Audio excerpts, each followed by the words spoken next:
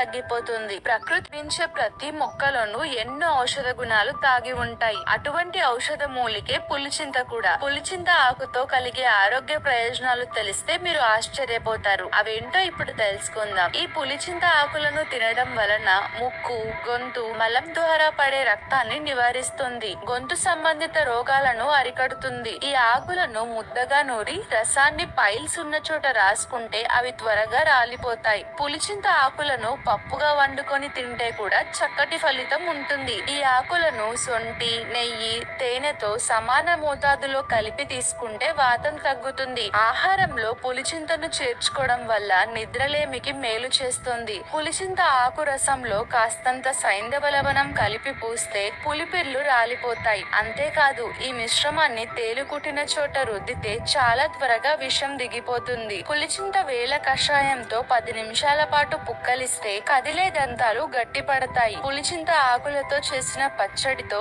Asthma తగ్గుతుంది. పులిచింత ఆకు రసంలో ఇంగువ కలిపి తీసుకుంటే కడుపు నొప్పి తగ్గుతుంది. ఈ ఆకుల రసంలో పటిక బెల్లం కలిపి తీసుకుంటే ఒంట్లో వేడి తగ్గిపోతుంది. ప్రకృతి